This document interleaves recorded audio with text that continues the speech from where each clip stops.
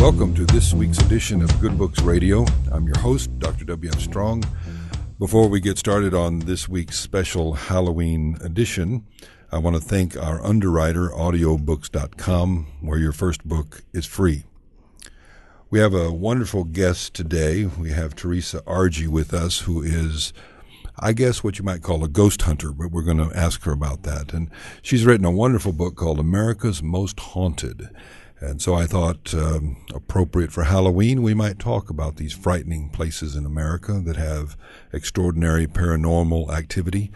On the back of the book is a fascinating statement. It says, throughout the United States, there are places haunted by souls, both malevolent and benign, places where paranormal activity runs rampant, places where we can glimpse the other side.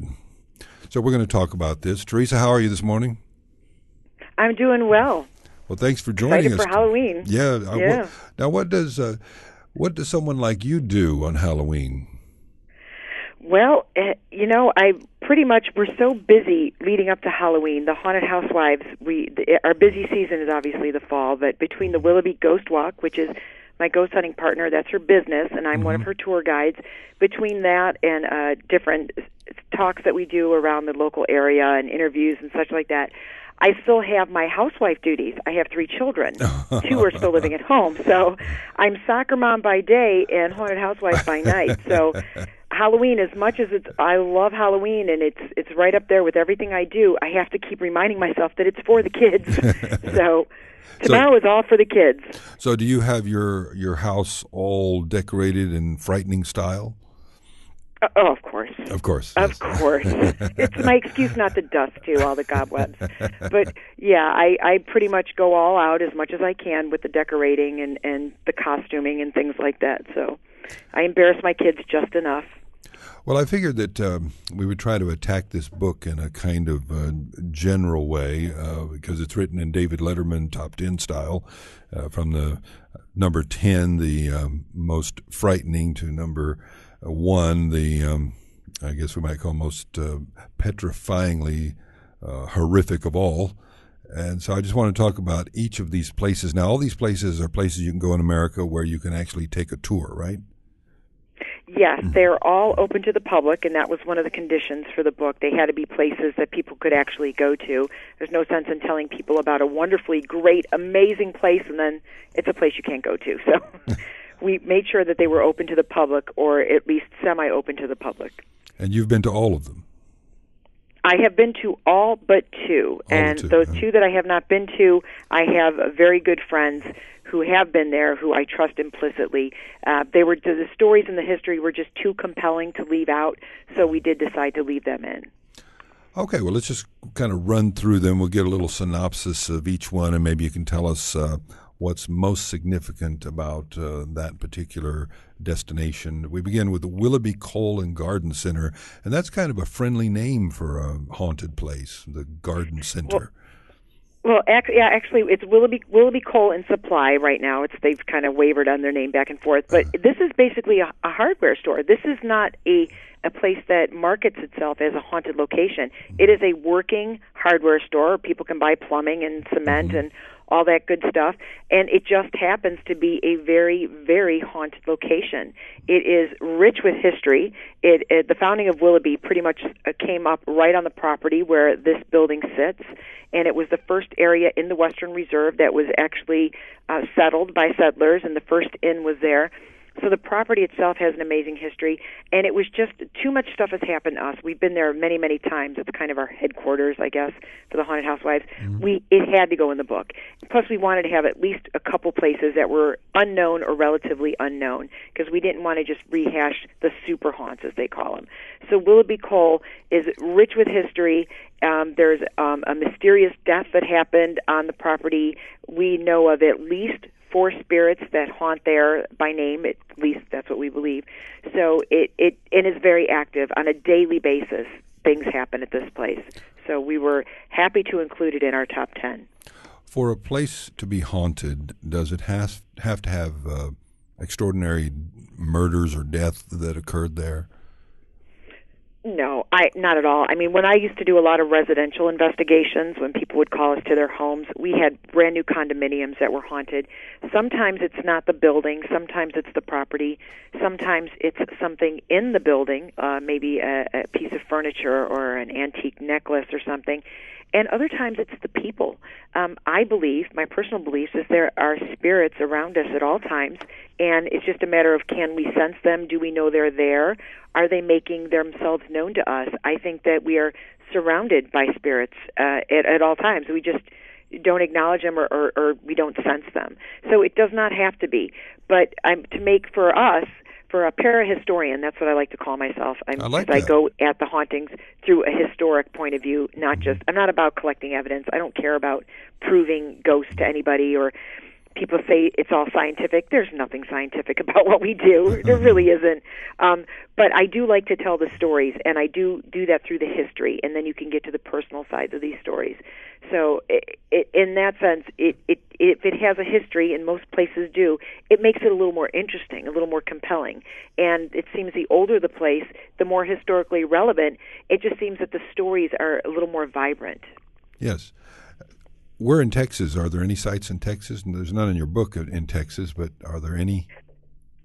You know what? There are so many places in Texas, and I wavered back and forth. I really wanted to put a place in Texas. There are a couple places I had on my radar, and one was the Alamo, obviously, and the other is in Galveston.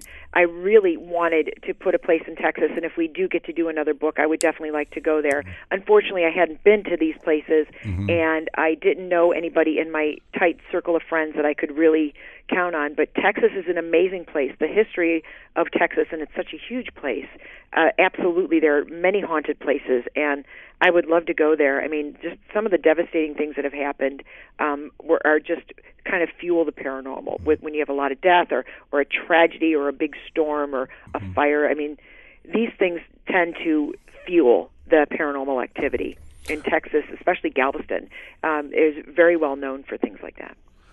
Worldwide, what's on your ghost bucket list? What's the kind of the mecca of ghost hunters, so to speak, or parahistorians? Where would you really like to go someday? If I had a magic wand or an unlimited bank account, I would get my butt over to Europe as quickly as I possibly could. I think that the history over there, it's not like here in the United States, maybe 200 years old, maybe 300 years old. We're talking places with 1,000 years of history and even more over in England and Ireland, where I do have family, so it's not too far-fetched to actually get out there.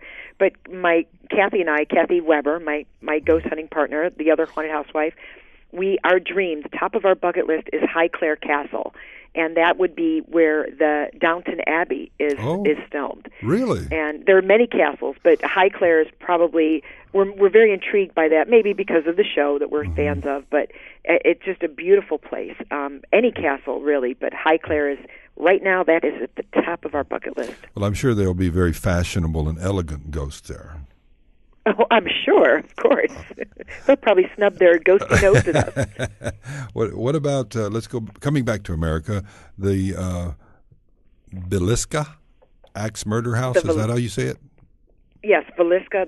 It's a strange name, Villisca Axe Murder House. This is just a tiny little house in Villisca, Iowa, a little nondescript town right on the railroad line in the middle of the country.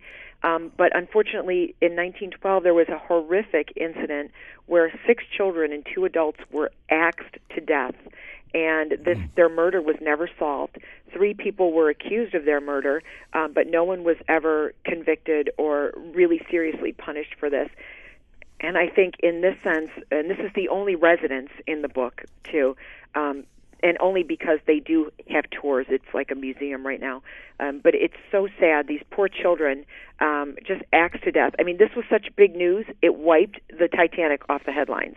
That's how big news it was at the time. Unfortunately, it wasn't the only axe murder to happen between 1911 and 1913. There was many axe murders, especially in the middle part of the United States. It seemed to be the choice of weapon was an axe, and I don't know if because axes were readily available to these farming communities or what, but there were plenty of murders by axes. In fact, the person that I think is responsible for these murders and it wasn't anyone that was accused at the time, was actually convicted of another axe murder in Colombia. So we don't know, but that mystery right there is what put it in the book. And then the place itself is it's very sad. I mean, just to think that these little children were murdered in such a horrific way. I mean, that energy, that emotional imprint is still in that building, and you can feel it. It's palpable when you walk into that place. And you, I suppose, have a particular sensitivity to the paranormal? Do you feel like you do? I am not a psychic or a sensitive, but being exposed to the paranormal and doing as much work in this field as I do feel that I am a little bit more sensitive than I was when I first started. That being said, I think everybody has a little bit, or at least a little bit of psychic ability. And as women, and this is kind of what Kathy and I feel, women's intuition, our sensitivities, our ability to multitask, this makes us great. These are inherent tools that we have just as women to be open to the paranormal. So I'm no more psychic than the next person. I think I just know how to kind of tune into it. So I do feel that I'm a little bit sensitive, but I'm definitely not the Long Island medium type. So unfortunately. So you think some people just, since they are non-believers, they just shut down that part of themselves that could otherwise pick up on some? I believe that everybody has this sixth sense or this ability. I think that we need to, like a talent, like anything, like singing, like nice handwriting, or I think you need to develop this talent in order to use it. And I think some people have it and shut it out. I mean, I know people that are sensitive, they're psychic or empathic, and they just refuse to embrace it. They either, because they say, I don't believe in ghosts, therefore I can't have this. And I feel it's very sad. It's kind of conflicting for them to live that way. But I think that everybody has some sort of psychic ability. And, hey, maybe in 20, 30, 50 years we'll find out that it's not really, there's nothing magical or psychic about it. It's just some sense that science hasn't been able to name or to hone in on yet. But I believe everybody has that ability. Animals have it. Children have it for sure. And then they get told as they get older, no, there's no such thing as ghosts. That's not true. That can't possibly happen. So until we're told this can't be true, we just accept it. And that's why children have so many paranormal experiences. I'm sure that you're familiar with Mary Roach's book, Spook. I love that book. I love Mary Roach. That was and her other book, Stiff. That's another good one. Yes. Great books. Yes. She did a wonderful job. I love that book. I would only love to meet her one day. And she has a great sense about how she goes about investigating and documenting the so-called paranormal in her eyes. So. Well, I've interviewed her 3 times, and she is just enormously fun. As you can tell from her book, she's very funny. Yeah, she is very funny, yes. And she makes a point in the book that you probably remember where she says that maybe just like there was a time when people didn't believe in germs because there was no way of seeing them, and then over time there was science invented methods that helped us peer into the microbial world. And she said, even as a scientist, I'm open to the idea that maybe we just don't have the technology yet to see these things. And so she's open-minded, we'll put it that way. Absolutely, and she makes a great point. And the whole germ theory, where we couldn't see it, so we didn't believe it was happening. And think about it, it wasn't too long ago we thought the Earth was flat, and that that we were the center of our universe. And so, science, as science goes on, it finds more and more things. That being said, there's nothing really scientific about what I do and what people in the paranormal do. They like to claim they're doing scientific research, but there's really nothing scientific about it. We cannot duplicate these results in a controlled setting. We don't follow the guidelines of science as the scientific method is set up. But there is something happening. There is something unexplainable happening, and I think science will find theories, and eventually we'll be able to probably prove at least portions of the paranormal, as far as like an energy imprint being left over after a person's physical body dies. I do believe that is on the horizon, not too far along the road. Well, you're making the point that in one of these, I believe it's your story, that in doing a given tour of one of these sites that you got very nauseous and And I suppose this is an effect of the paranormal intensity around you? And I've actually had that happen a couple times. And again, I'm not really psychic, but the first time I walked onto Willoughby Cole, the first time I set foot on the property, as I approached the building, and I didn't know any of the history at the time, the closer I got to the building, the sicker I got, and the further away I got, the better I felt. Now, I'm assuming it was paranormal. Sure, I could have had a bug, of course. Anything's possible. But I believe that was definitely a paranormal event. I think I was literally physically overwhelmed with the amount of energy in that place and from that property, and it made me sick. Since then, I have been there 1,000 times, and I've never gotten sick again. But sometimes you can physically sense the atmosphere. I mean, for a person who's not a paranormal investigator, think about this. Have you ever walked into a room after two people have had an argument? And you didn't hear the argument, you wouldn't witness the argument, but you walk into the room and you're just like, whoa, something's up. You can just sense the heaviness in the air, and that is like an emotional imprint. And who knows, science might say that it is some sort of release of a chemical that we're picking up, but right now it just feels like it's some sort of emotional response. But you can physically sense it, and I think that happens a lot in the paranormal, and I think that's what happened to me at that incident in Willoughby Cole. Suppose that someone wanted to strengthen their paranormal sensitivity. What would you suggest they do? I think the first thing that you need to do is make sure that you are ready for it. I do not suggest getting into the paranormal or dabbling with ghost hunting to anybody who has emotional problems or anybody who has physical ailments, because that weakened physical or mental state can lead to problems if you open yourself up to the paranormal. But for a healthy person, for somebody who has a strong faith or a strong dogma, and I'm not saying you have to believe in God, but to have a strong beliefs in whatever their belief system is, that you feel confident, that you feel safe, you can open yourself up to this by meditation or prayer. Some people call it prayer. There are some wonderful books by Michelle Belanger, and she talks about how to open yourself up and prepare yourself and protect yourself even from the influence of the paranormal and spirits. Centering and grounding and being able to protect yourself with a white light. And a lot of this is visualization. But and whether it's just the power of suggestion or if it really works, all I know is it seems to help. And this is what we tell people when we bring them on a paranormal investigation if they're having issues. We take them through the steps of this, and for whatever reason, it seems to work. So I would definitely look into Michelle Belanger's book and however you feel about praying or meditating. Okay. Well, these are great suggestions. Let's go back to the list. The Queen Mary. The Queen Mary is probably the most iconic place in the book. It was a luxury liner for the rich and famous, and the dignitaries would travel back and forth to and from Europe on the Queen Mary, and it was just a place of extreme opulence and grandeur. And it was a wonderful place for the first-class passengers, and they did have accommodations for those who weren't quite as wealthy. And this was the way of travel before airplanes. So people would go across and back and forth to Europe on these ships, and the Queen Mary was the cream of the crop at the time. Now, when World War II came about, it was called to duty, and it became a troop ship. So it was stripped down, painted, renamed the Grey Ghost, and it was a troop transport, and it brought men back and forth from the front lines in Europe, and sometimes they came back, sometimes they didn't. Unfortunately, there was a horrible accident. It collided with another ship, and hundreds of men on the other ship died. A few on the Queen Mary died. So that, I think, has fueled some of the hauntings at the Queen Mary. But when the war was over, airplanes became the preferred mode of transportation.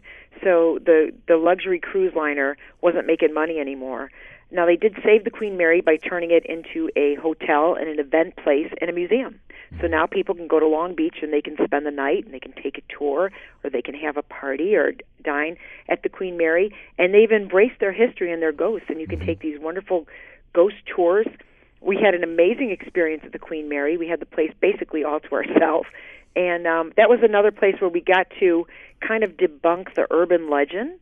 And their ghosts and what they're known for paranormally didn't seem to match up with their history, with the true history and the true facts. But there was still so much happening and so much activity that, it just makes you go, so maybe the urban legend isn't true, but there's something happening there. Do you go way down into the bowels of the ship? Is that where the ghosts are, down in the bottom? There's some down in the engine room when we were down there, and by the infamous watertight door number 13, where there's a ghost that hangs out there. We were also in the first-class swimming pool, where there is supposedly a spirit of a little girl. But also, we had an amazing experience in the Queen's Salon, and this is like their main grand ballroom. This is their big. The big area where they have dining, where people would come and have dinner, and we saw what we thought was a member of the crew, but he disappeared in front of our eyes. So right there on the main floor in broad daylight on a sunny California day, we saw this apparition just kind of disappear in front of our eyes. Yeah, in the book you make it sound like you thought it was a real person standing there, right? We did. I thought we were busted. I thought we weren't supposed to be in that room. We were going to get in trouble. And it was there for a second, and then it turned, and boom, it was gone. It was an amazing experience. We were like scratching our heads. Did that just happen? Because it's really rare to actually see an apparition like that. It's not as common as you would think. And when you have that moment, do you find it frightening, or you just find it exciting? I just find it exciting. I don't find it frightening because I'm looking for it. I want that to happen. Mm-hmm. I think that if I was just a regular person walking around and a ghost appeared and popped up at me, it'd probably terrify me. I think this is why people who have visits, like family members that have passed, I think that they come and visit us in our dreams, because we can dream about them and wake up in the morning and say, oh, that was nice. I dreamt about my grandmother. She said she's proud of me and she likes my choice of lifestyle, or whatever it may be. But if grandma appeared at the end of your bed in the middle of the night, you would probably be terrified and scream and run. So, I think if you're not expecting it, it can be quite frightening. And I think a lot of people who have these scary, evil, mean ghost experiences, it's not that the ghost is mean, it's they were startled and it's surprised and not expecting it.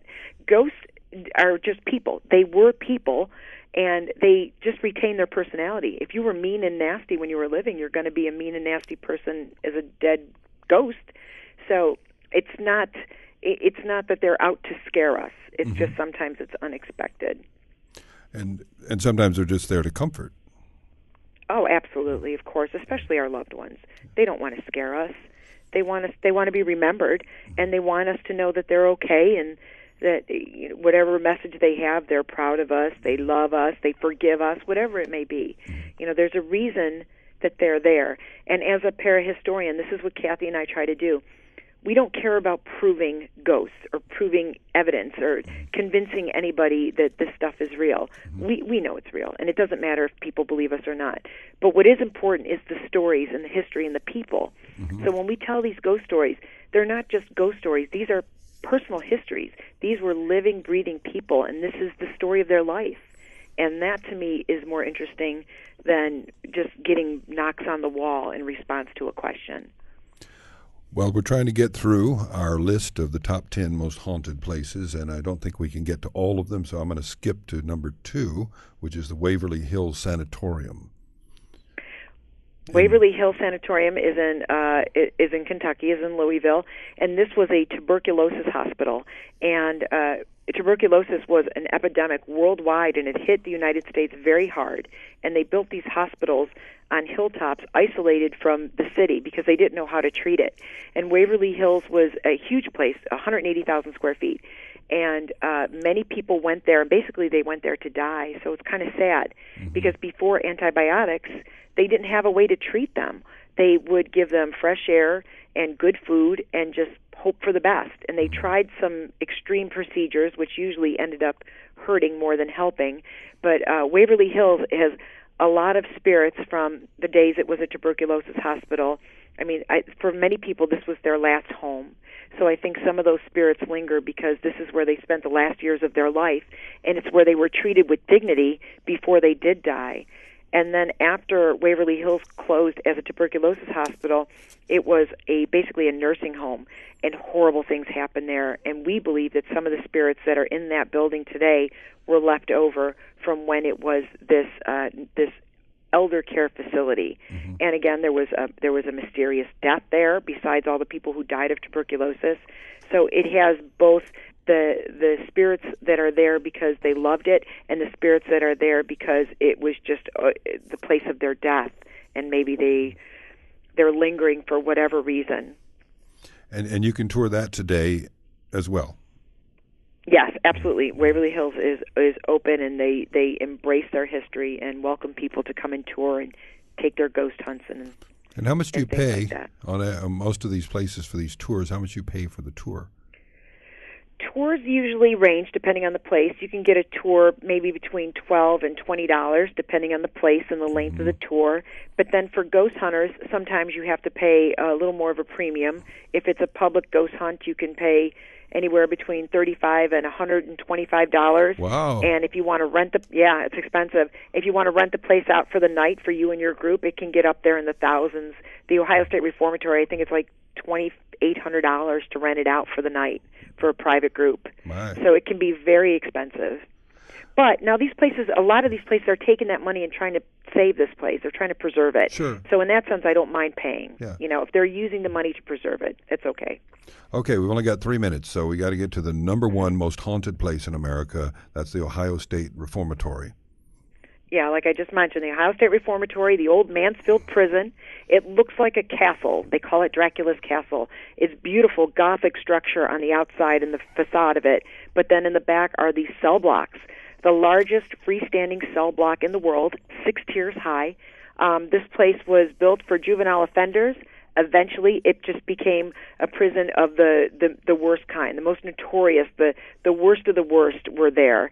And there were many deaths, riots, murders, rapes, just tons of violence there. But there was also a warden's wife who died under mysterious circumstances, and we believe she is haunting the superintendent's suites as well as all the activity back in the cell block by these former prisoners. Very interesting history, probably the creepiest place in the book. Yeah, I saw the pictures of that. Very creepy. I would definitely want a tour guide with me when I went down there. Wow. Well, thank you so much, Teresa, for joining us for this special Halloween edition of Good Books Radio. It's been a quick but kind of horrifying little tour around the country. It's been a pleasure to talk to you. Thank you. And I hope everyone enjoys the book and has a great holiday. Thank you. Again, the book is America's Most Haunted by Teresa Argy and Eric Olson. For Good Books Radio and for audiobooks.com, I'm Dr. W.F. Strong. Here's hoping that all your books are good reads.